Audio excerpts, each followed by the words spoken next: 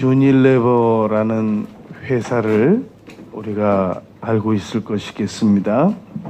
다국적 생활용품 기업으로 우리에게 알려져 있습니다. 이 회사는, 이 기업은 1930년에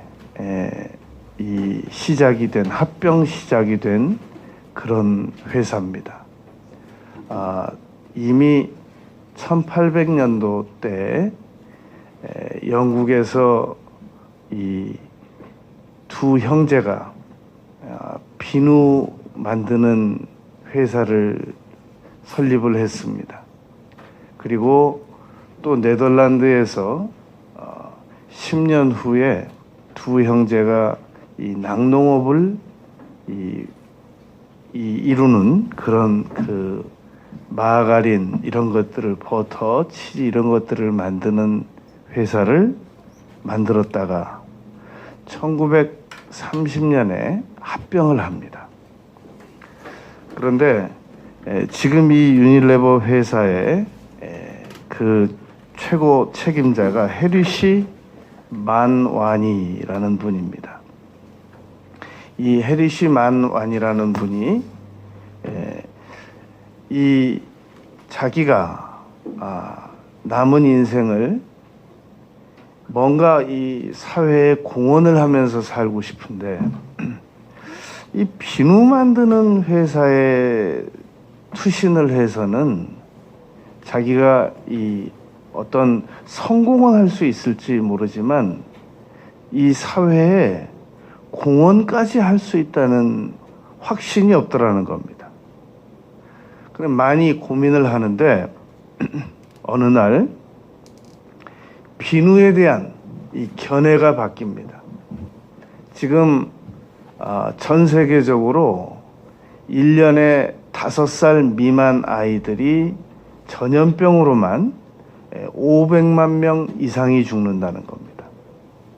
그런데 비누 하나만 제대로 사용을 해도 이 전염병이 너무나도 급격히 줄어든다는 겁니다. 비누가 이 전염병을 예방할 수 있는 역할을 하게 된다는 것을 이분이 깨닫습니다. 그래서 내가 나의 남은 인생을 경영자로서, 회사의 경영자로서도 투신을 하지만 비누 하나만 잘 만들어도 이 인류에 큰 보탬이 되겠구나. 그러면 내가 이 일을 해야 되겠다 라고 투신을 해서 지금 이 유니레버 이 최고 경영자의 위치에 있다는 겁니다. 우리 이 전도는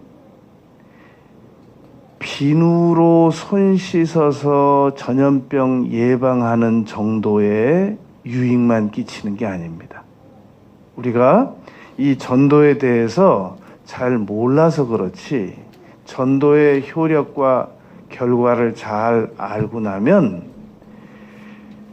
비누로 전염병 예방하는 것보다 수천만 배 효율적인 이 효력을 가져오게 된다는 겁니다.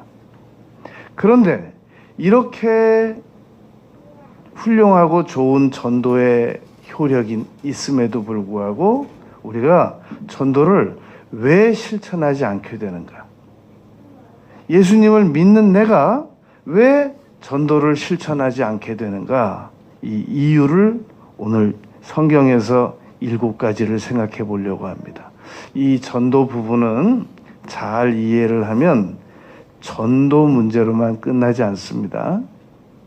회사를 경영하는 문제, 인간관계 문제와 가족 간의 문제 다 적용이 가능합니다.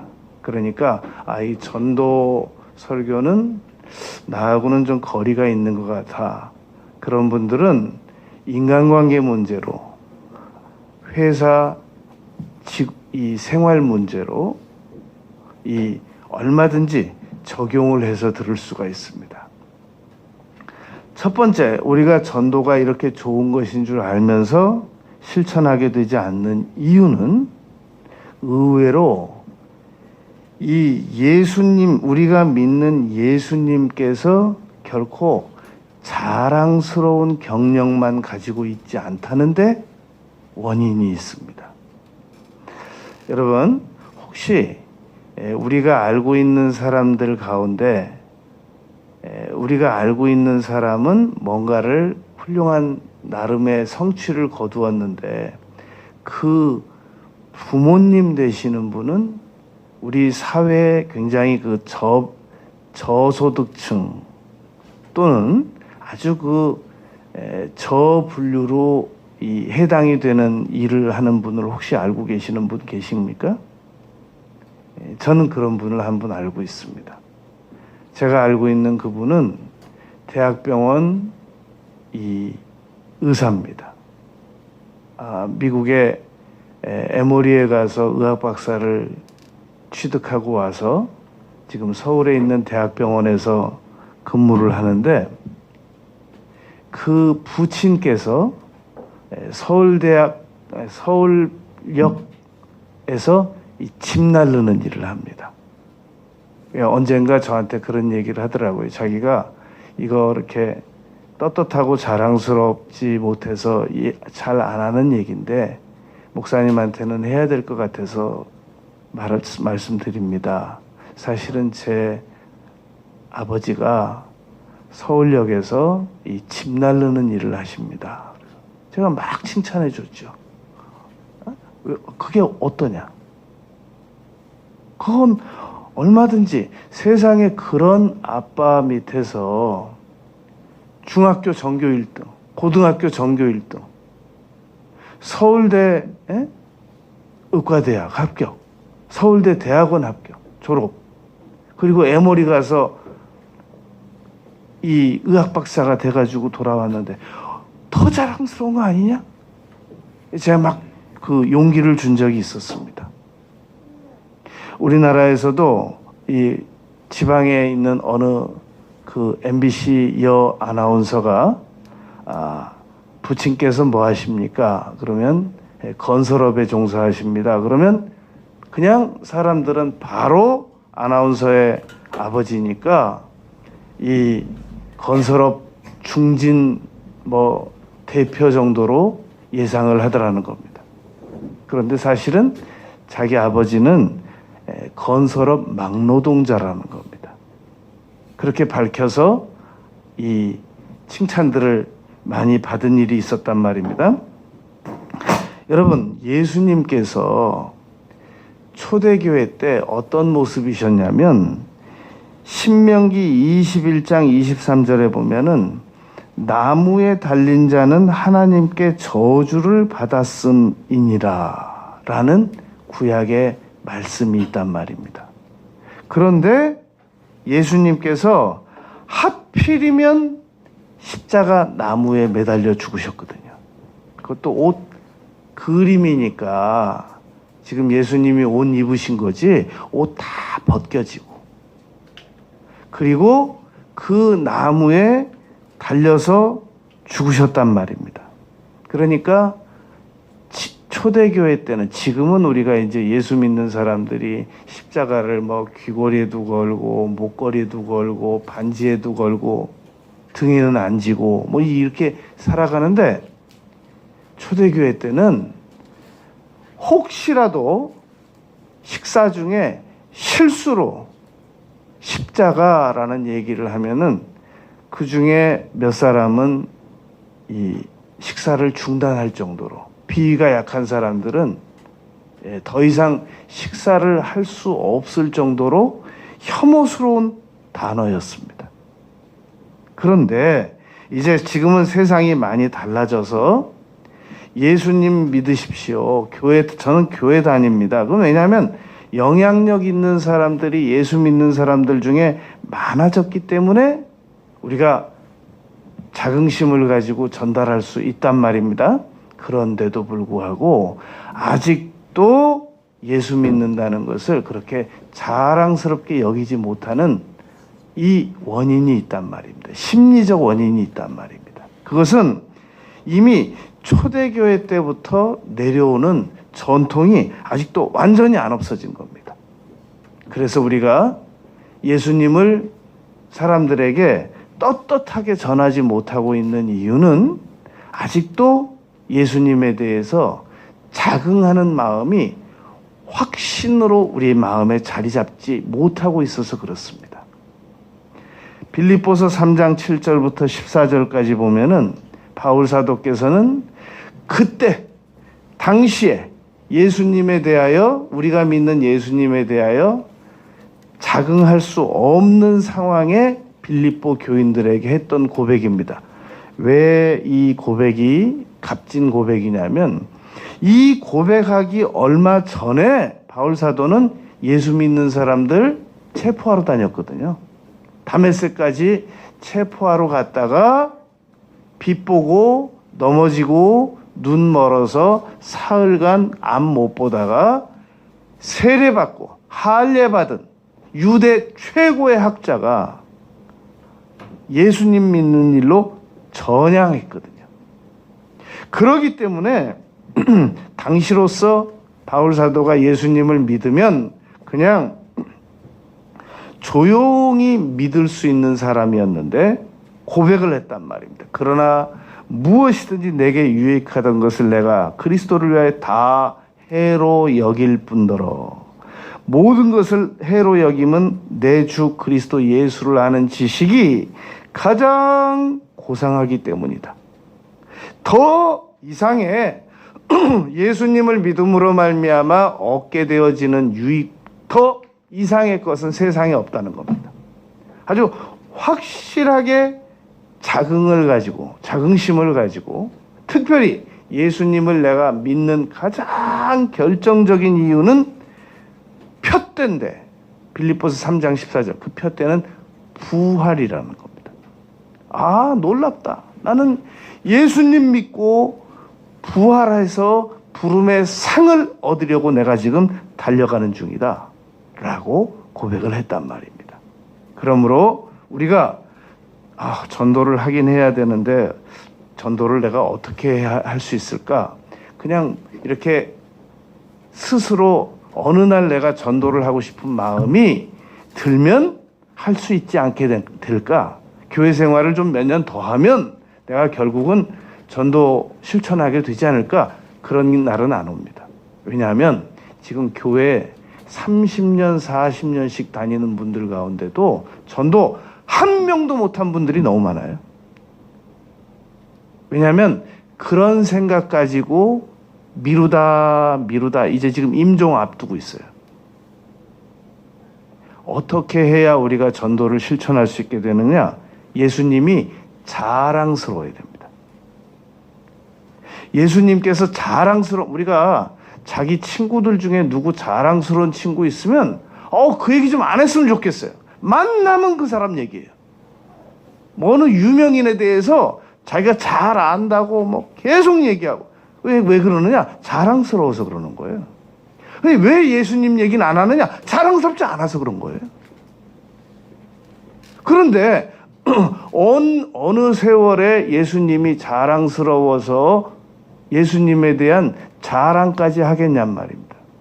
예수님보다 훨씬 자랑스럽지 않은 남자친구, 여자친구는 만나면 얘기해요. 누가 말도 안 했는데 무슨 빌미만 잡히면 내 여자친구가 말이야. 이거 듣고 싶지도 않거든요, 별로.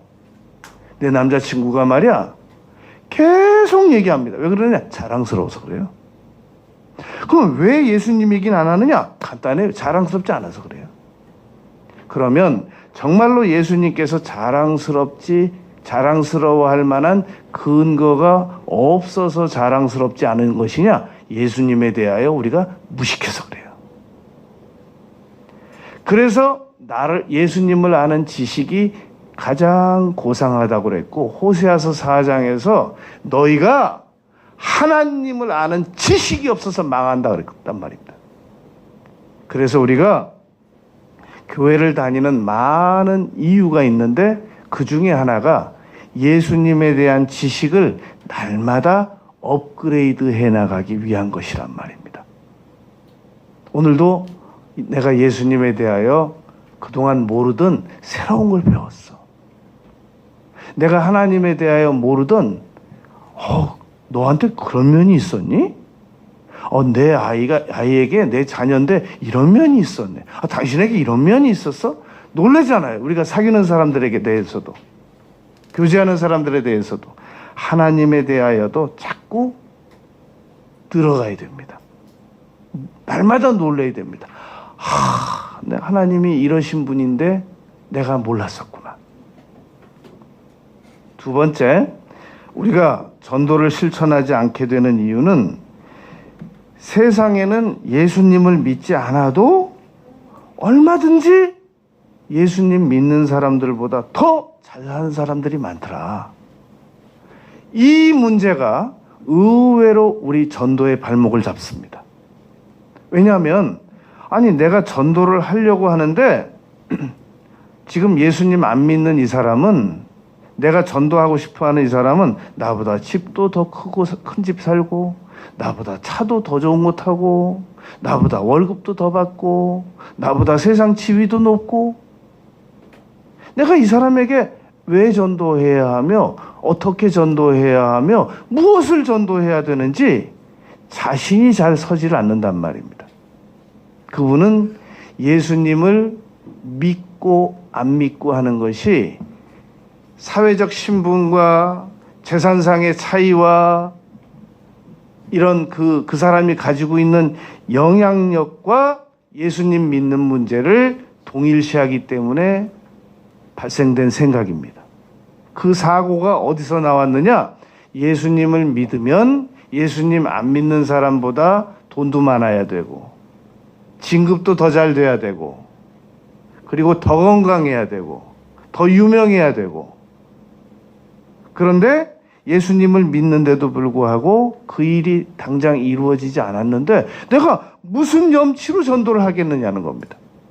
그런데 우리 같은 고민을 이미 시편 73편에 아주 잘 기록이 되어 있습니다. 하나님이 참으로 하신 일에 대하여 나는 거의 넘어질 뻔하였고 내 걸음이 미끄러질 뻔했다. 왜냐하면 내가 악인의 형통함을 보고, 그 악인은, 하나님 안 믿는 악인은 죽을 때 고통도 없더라. 재앙도 안 만나더라. 그리고 교만이 목걸이고, 막 얼굴은 살찌고, 그들은 우리 예수님 믿는 사람들을 막 핍박하고, 그래도 잘만 살더라. 그게 시편 73편 기자가 고백해 놓은 내용입니다. 그런데 13절부터는 깨닫습니다. 그런데 내 마음이 내가 저 사람을 부러워했던 것이 잘못됐다는 것을 깨달았다.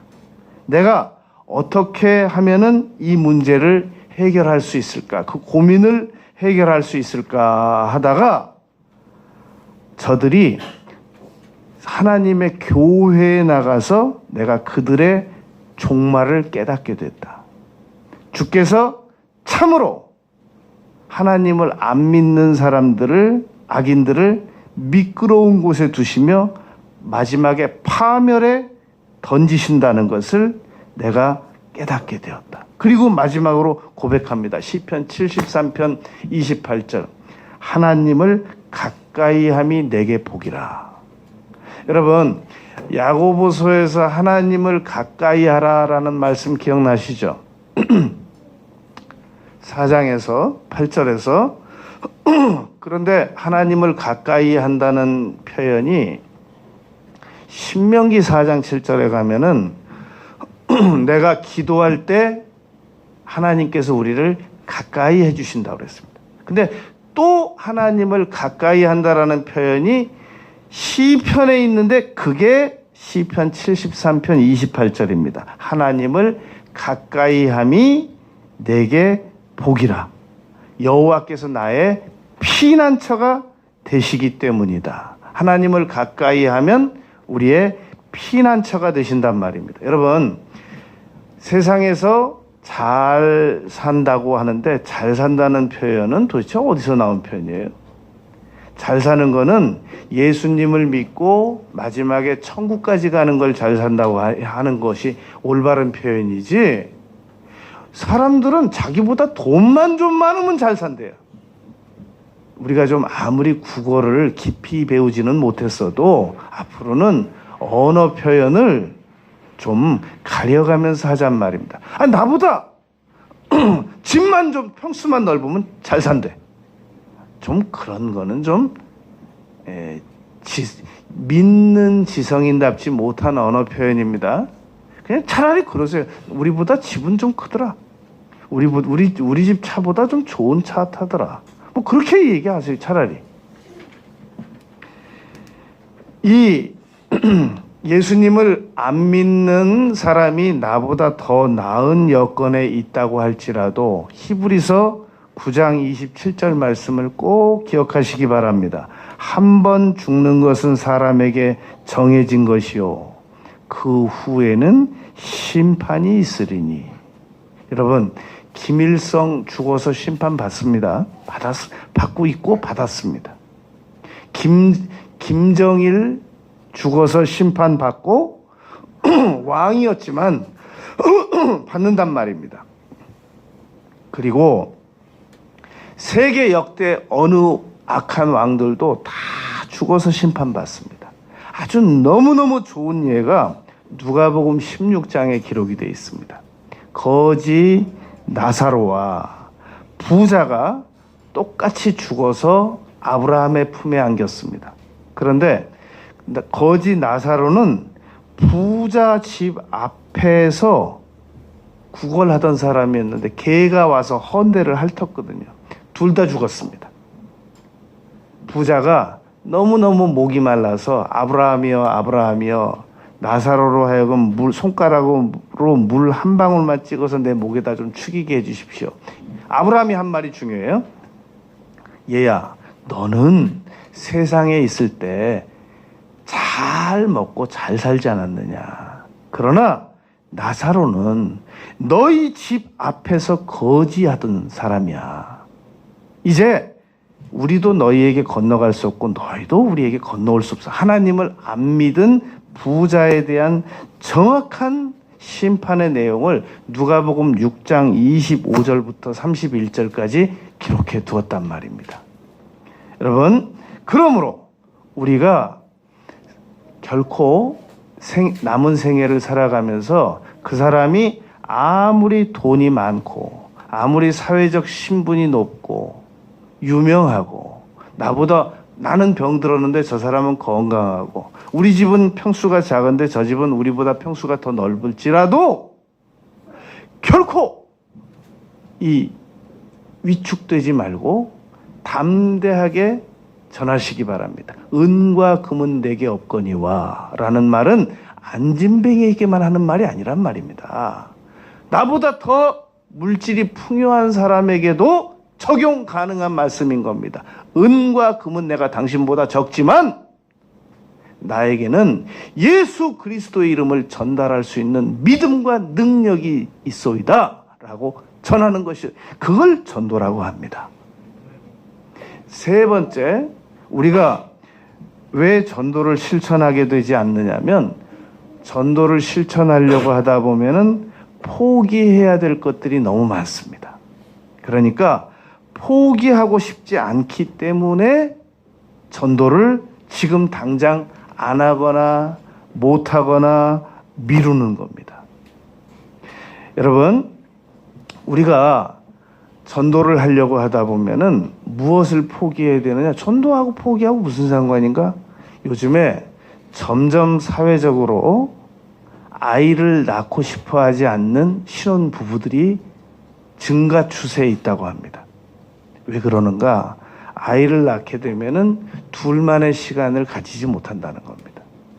그리고 아이에 묶여서 직장도 못 나가고 아이에 묶여서 공부도 못 하고 일단 아이 낳았다고 하면은 최소한 이 10년은 묶여 있어야 된단 말입니다. 그러니까 그게 싫다는 겁니다.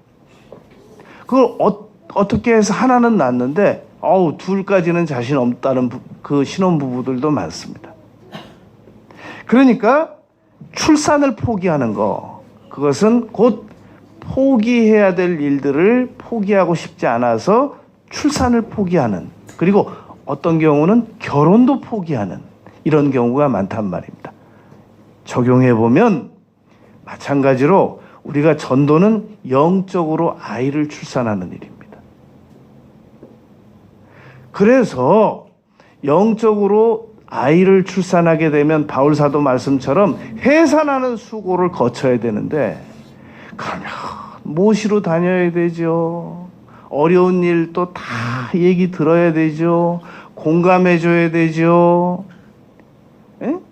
내가 전도에다 놓고 내가 주일날 빠질 수도 없지요. 모범 보여야 되죠. 얼마나 번거롭겠어요. 이게 벌써 이렇게 구체적으로 생각 안 해도 잠재적으로 아는 거예요.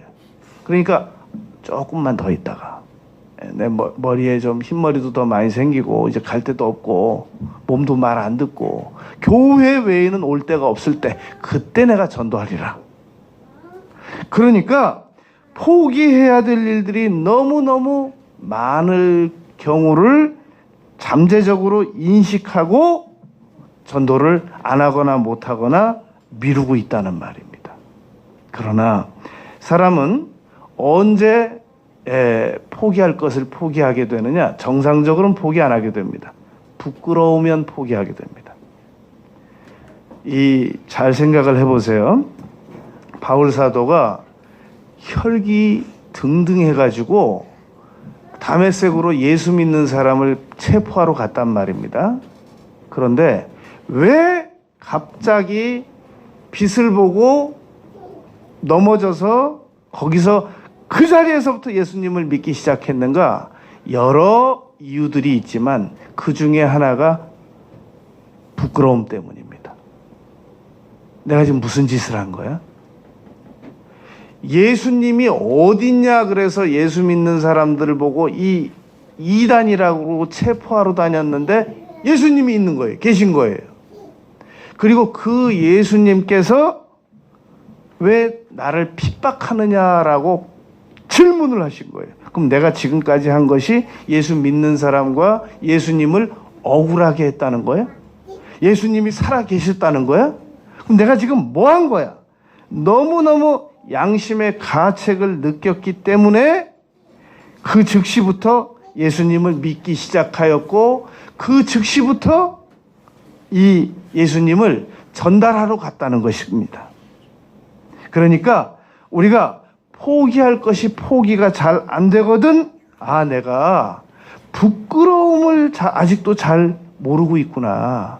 포기하기를 번거로워할 줄은 알면서 부끄러워할 줄은 몰랐구나. 내가 영적 출산을 하지 못하는 부분에 대해서 부끄러움은 안 느끼면서 포기해야 될 것은 번거롭게 생각했구나. 그러면 내가 부끄러움을 그만 당하기 위해서라도 전도를 시작해야 되겠구나. 그런데 이 포기에 대한 결단이 서질 않기 때문에 전도를 아직도 못하거나 미루고 있는 것. 네 번째, 우리가 전도를 해야 되는 이유는 거절하는 것을 두려워하는 문제 때문에 전도를 안 하게 된단 말입니다. 우리가 전도를 시도해 보려고 하면은 제일 겁나는 게 거절입니다. 이 사람이 거절하면 어떻게 하나? 그러면 내가 너무 많은 상처를 받게 될 터인데, 내가 전도를 차라리 안 하고 거절을 안 당하는 게 낫지. 뭐하러 내가 전도해서 나한 사람 지금 교회 다니는 것도 어려운데 뭐하러 내가 전도를 시도해서 괜히 상처받고 관계 불편해지고, 응? 저 사람 괜히 나 싫어하면 어떡하려고. 그래서 내가 전도를 안 하거나 덜 한단 말입니다. 그런데 우리가 누군가에게 전도를 해서 그 사람이 전도를 받아들이지 않는 것은 우리의 제안이 무가치해서 전도를 거절하는 것도 아니고 전도를 하는 내가 싫어서 우리를 거절하는 것도 아닙니다. 그 사람이 전도를 받아들이지 않는 결정적 이유가 무엇이냐? 그 사람이 두렵기 때문입니다. 내가 예수님을 믿으면 조금 전에 우리가 고민했던 것처럼 포기해야 될 것도 많고 양심에 걸리는 것도 많고, 전에는 그냥 죄도 막 지을 수 있었는데 내가 지금 이 사람이 교회 나가자고 한다고 해서 교회 덜렁 따라 나가면 이제 죄책감도 더 많이 생길 거고 그리고 그분들에겐 일요일이잖아요. 일요일 날 지금은 예식장도 마음대로 다닐 수 있고 여행도 마음대로 다닐 수 있는데 한번 교회를 다니기 시작하면은 여행도 마음대로 못 다니고, 그리고 또 교회 가면은 헌금도 드려야 된다는데 옷도 잘 입어야 된다는데 이거저거 걸리는 일이 많기 때문에 우리가 싫어서 예수님을 안 믿고 교회를 안 나와주는 게 아니라 자신들이 교회 다니면 포기해야 될 것들이 많아서 두려워서 교회를 안 나오고 전도를 안 받아들이고 나중에 가겠다고 그러는 것이란 말입니다. 그런데 우리는 그렇게 생각하는 사람들에게 거절당할까 봐 두려워서 전도를 안 하거나 못 하거나 뒤로 미루고 있는 것이란 말입니다. 그러므로 언제든지 전도하는 것이 두렵거든 시편 34편 4절 내가 간구함에 하나님께서 나를 두려움에서 건져내셨도다. 하나님 전도하고 싶은데 두렵습니다. 그러면 하나님께서 두려움에서 우리를 건져내 주신단 말입니다. 시편 56편 3절에 내가 두려워하는 날에는 주를 의지하리이다. 그랬단 말입니다. 그러니까 전도를 하고는 싶은데 두렵거든.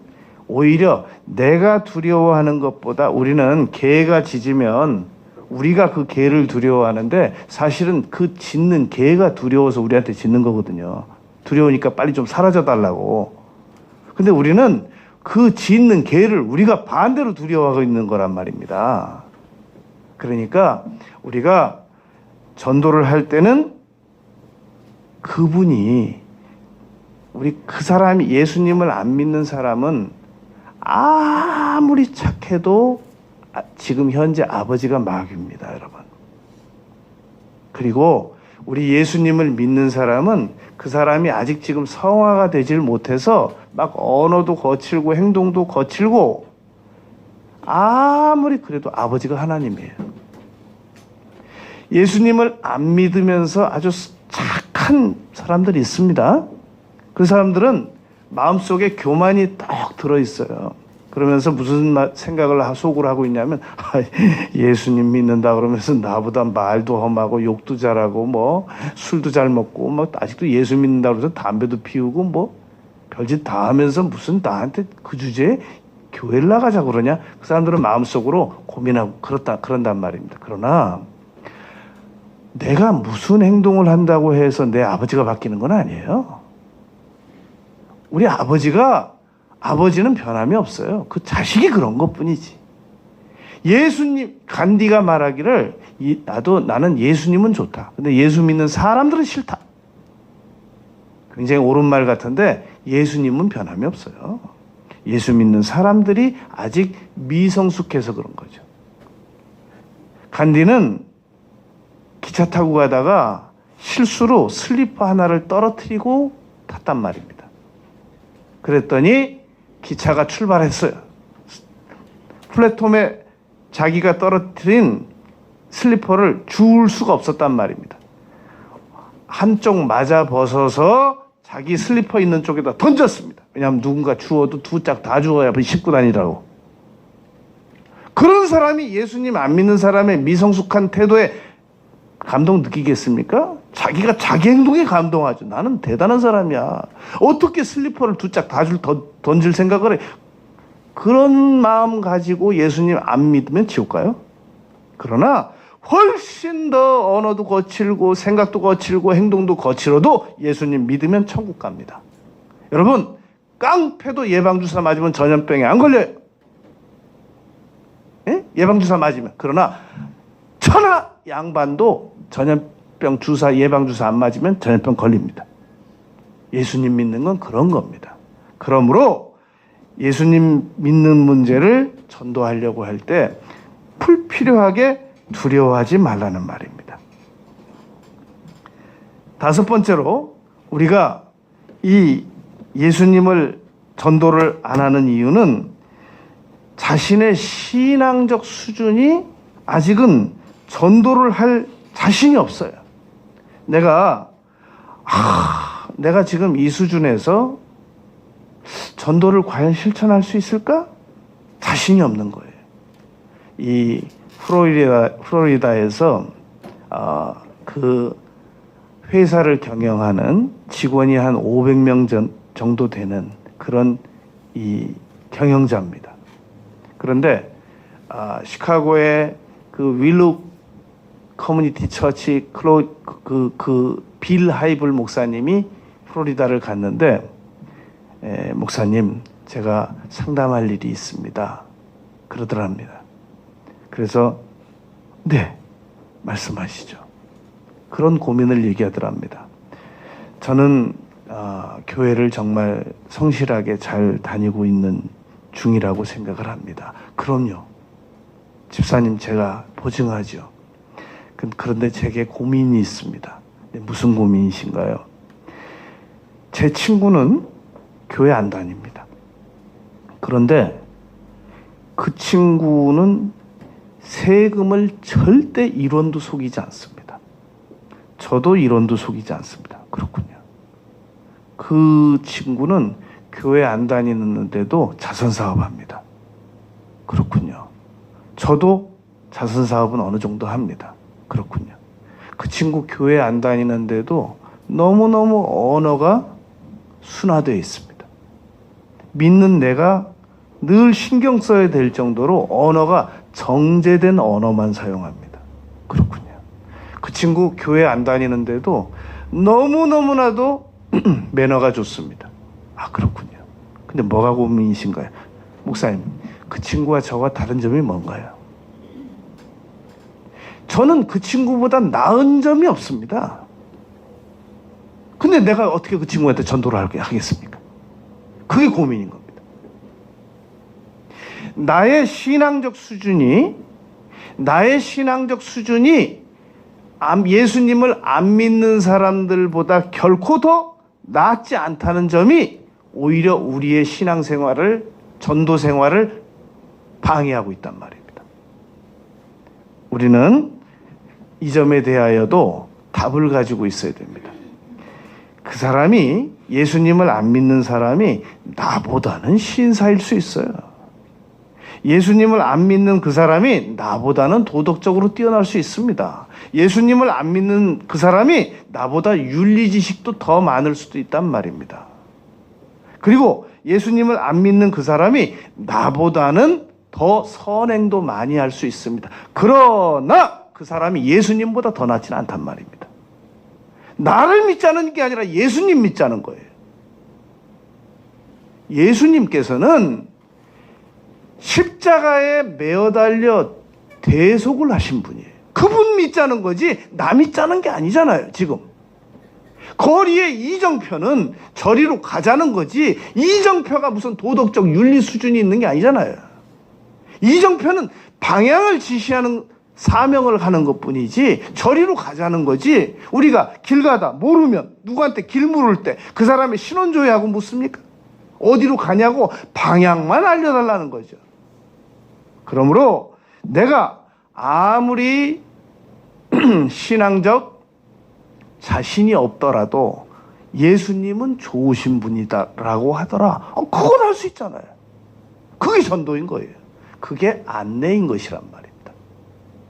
여섯 번째, 우리가 전도를 실천하지 않게 되는 이유는 전도라는 것이 자신에게 어떤 유익을 가져다 주는지를 몰라서 지금 안 하고 못 하고 미루고 있는 겁니다. 여러분, 한번 잘 생각을 해보시기 바랍니다.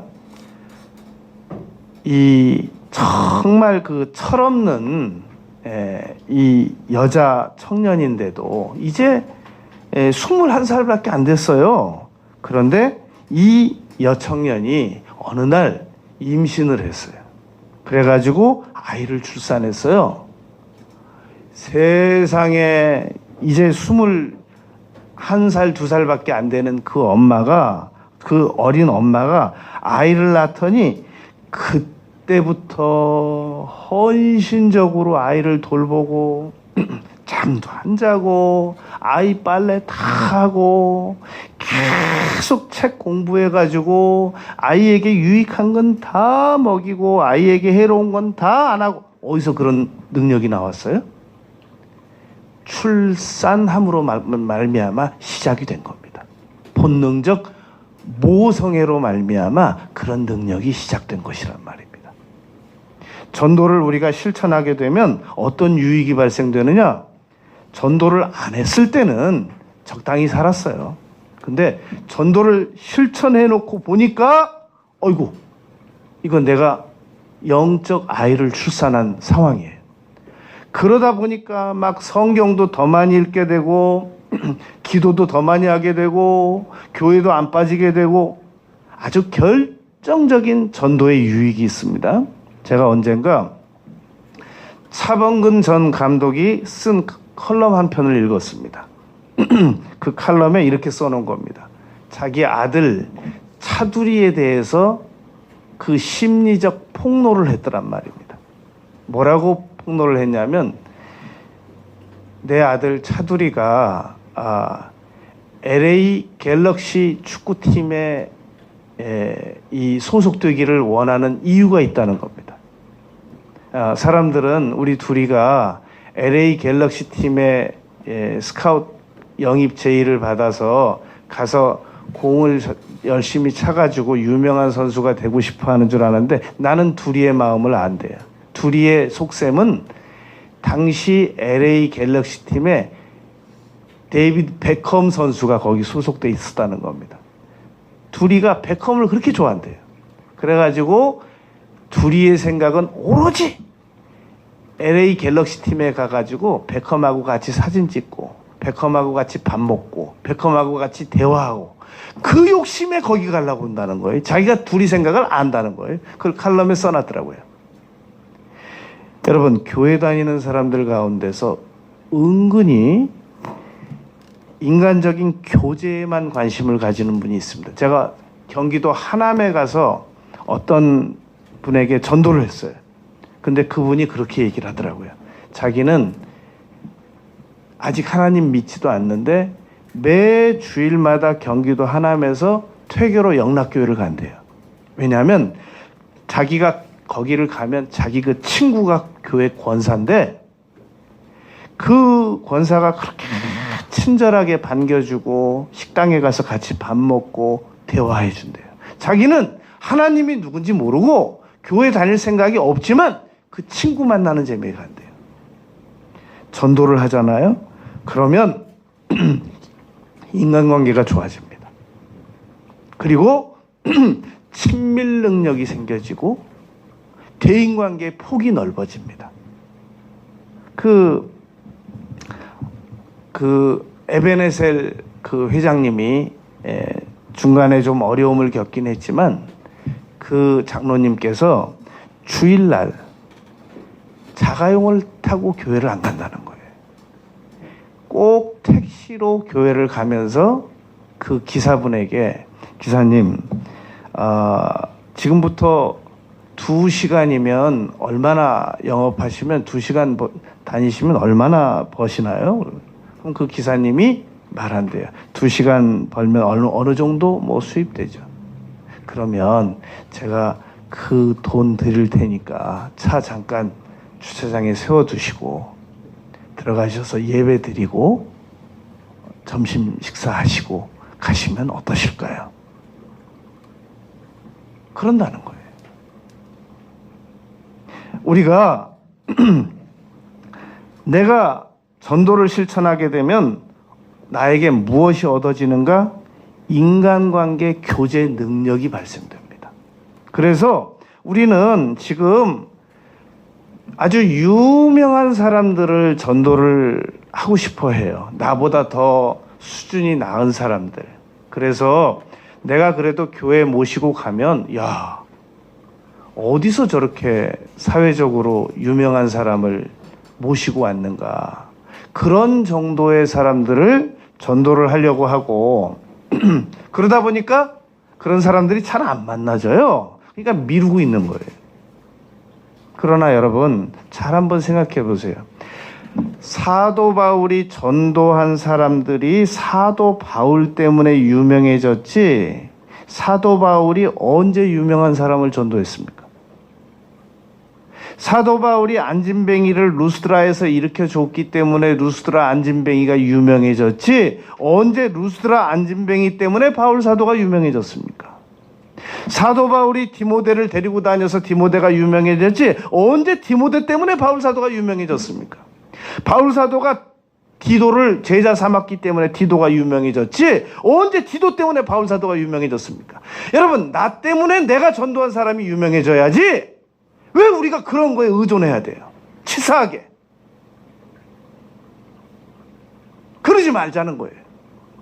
그리고 사회적으로 조금 괜찮은 여건에 있다는 사람, 정말 여러분, 정말 질이 낮아요. 질이 높은 사람들도 많지만 그 알량한 자기 그 신분 명예 하나 가지고 마치 손해보는 듯, 뭘 손해본다는 거예요. 예수님 믿게 해줬으면 됐지, 뭘 자기들이 손해를 봐요. 그러니까 언제든지 내가 누군가를 전도하려고 하는데 자신의 값을 너무 과대하게 먹여가지고 성경에서 말하는 대로 목이 고든 자요, 그런 사람들은 그냥 쉬라고 두세요. 어떤 사람들을 전도하느냐? 내가 가서 밥만 먹어줘도 고마워하고, 내가 전화 한 통화만 걸어줘도 고마워하고, 내가 뭐 작은 선물 하나만 주어도 고마워하고, 그런 사람들을 전도하자는 거예요. 뭐 그런 걸 주세요. 나 있는데. 그 사람 뭐하러 줘야 돼요? 그 사람을 그냥 뭐 하나 줘도 고마워하고. 내가 전도를 실천할 때 유익이 많습니다. 다니엘서 12장 3절에 내가 전도를 실천하게 되면 많은 사람을 옳은 길로 돌아오게 한 사람은 별과 같은 명예를 주시겠대요, 하나님께서. 캐나다에 한 이 직장인이 죽었는데 그 집례하는 목사님께서 그분이 평소에 메모해 놓은 메모를 장례식 설교에서 인용했어요. 123명을 전도하고 죽었더래요.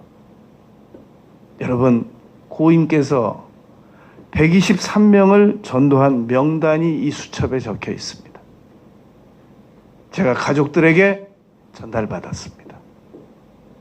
전도 대상자들이 이 수첩에 적혀 있습니다.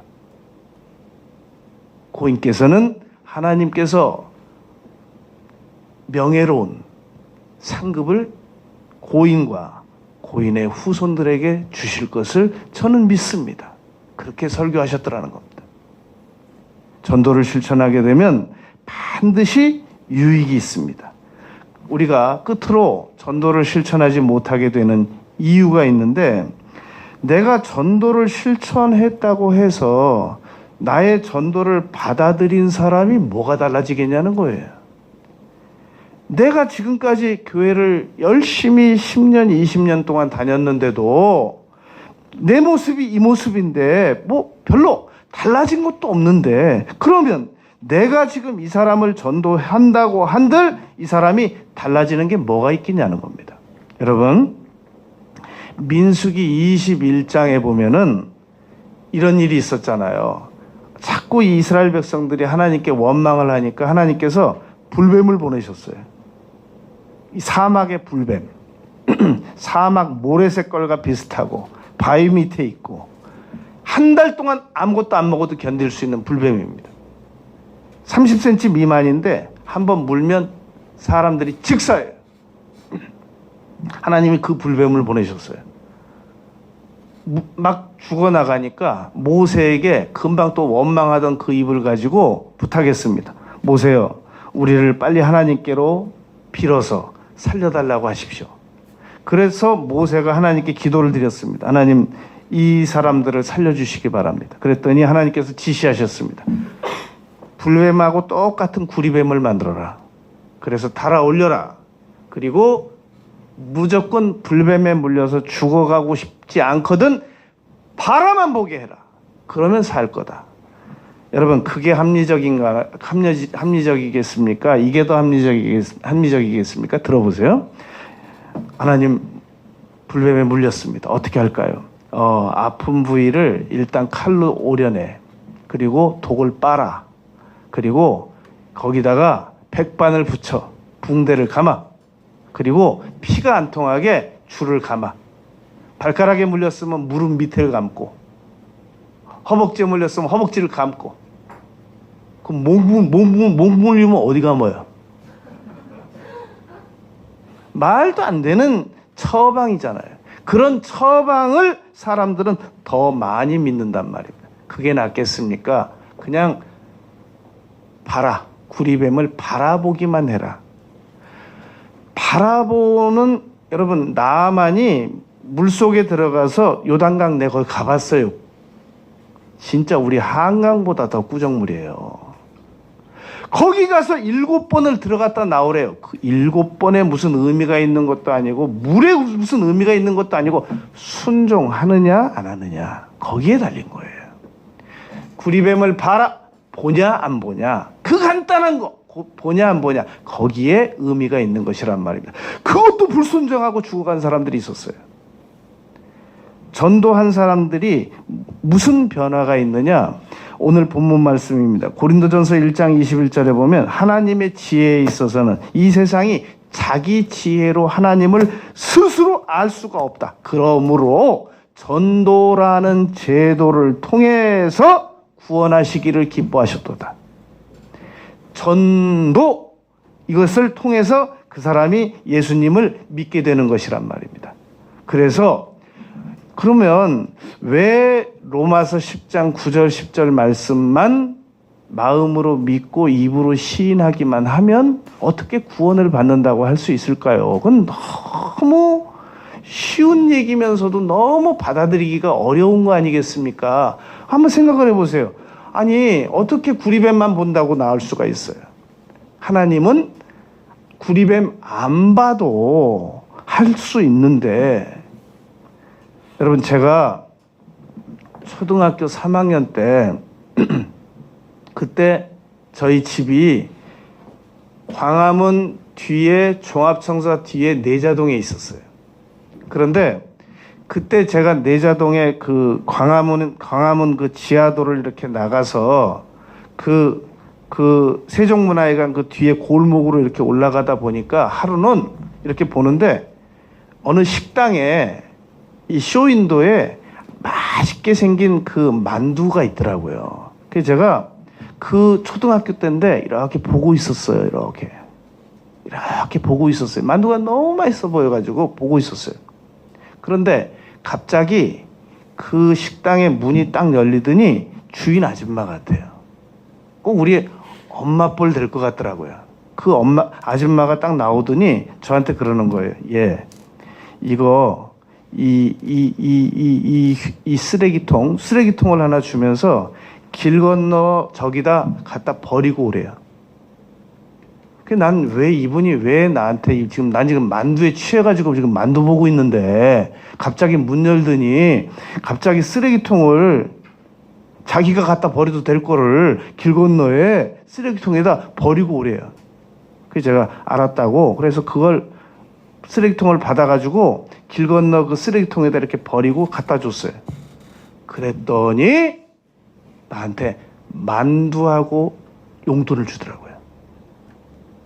그러니까 그 간단한 일 그냥 주지 않고 그 간단한 심부름을 시키고 그 대가로 그걸 주더라고요. 전 지금도 광화문에 가면 그 가게가 어느 위치에 있는지 그분이 어떻게 생겼는지 아무것도 기억이 안 나는데 그때 그분이 내게 그 아줌마가 나에게 했던 그 일을 지금도 잊을 수가 없단 말입니다. 그냥 바라만 보면 돼요. 그러면 낫는다는 거예요. 로마서 10장 9절 마음으로 믿고 예수님을 믿고 입으로 시인하기만 하면 구원받는다는 거예요. 그런데 우리는 이 간단한 게 너무너무 간단하니까 이게 잘 안 믿어지는 거예요. 그런데 이 바울 사도께서 로마 교인들에게 로마서 10장 9절 10절을 이렇게 입으로 마음으로 믿고 입으로 시인하라고 한 것은 물론 고린도전서 15장 1절 2절 3절 4절 5절 6절 7절 8절 말씀을 핵심으로 근거로 전제하고 마음으로 믿고 입으로 시인하라고 한 겁니다. 뭐냐면 예수님께서 나의 죄를 위하여 십자가에 죽으시고 사흘 만에 부활하셔서 나도 그 예수님을 믿으면 나도 죽었다가 부활한다는 사실을 믿고 마음으로 믿고 입으로 시인하면 구원받는다라는 내용이란 말입니다. 아무리 그렇다고 할지라도 어떻게 그게 가능하냐? 가능하다는 겁니다. 그러므로 여러분 그런 얘기 들은 적 있습니까? 한 사람이 나에게 다가오는 것은 놀라운 일이다. 그 사람의 인생 전체가 다가오는 것이기 때문에. 한 사람에게 예수님을 전하는 거 놀라운 일입니다. 그 사람이 지옥에서 천국으로 옮기는 순간이기 때문에 그걸 믿는 사람이 전도를 실천하는 겁니다. 여러분 우리는 오늘 전도에 대해서 7가지를 생각했습니다. 우리가 전도를 실천하지 않게 되는 이유, 예수님에 대한 자긍심을 못 가져서 그렇구나. 내가 예수님을 믿지 않아도 오히려 나보다 더 잘 사는 사람들에게, 물질적으로 더 풍요로운 사람에게 내가 무슨 면목으로 전도를 하라는 것인가. 내가 전도를 하자니 포기할 것들이 너무 많은데 나는 아직도 포기하고 싶지 않구나. 내가 전도를 하려고 하다 보니까 거절당하는 것이 두려운데 이건 내가 두려워할 일이 아니구나. 그리고 전도를 하게 되면 내가 신앙적 수준이 좀 높아야 되는데 나 믿으라고 하는 게 아니라 예수님 믿으라고 하는 거니까 내가 신앙적 수준이 지금보다 더 높지 않아도 해야 되겠구나. 전도가 실천하게 되면 나에게 많은 유익이 있구나. 결정적으로 전도를 받아들인 사람에게 유익이 있구나. 이 7가지를 분명히 이해하게 되면 전도를 안 하거나 덜 하거나 미루지 않고 이제 전도를 더 많이 실천하게 되는 우리가 될 줄로 믿습니다. 기도드리겠습니다.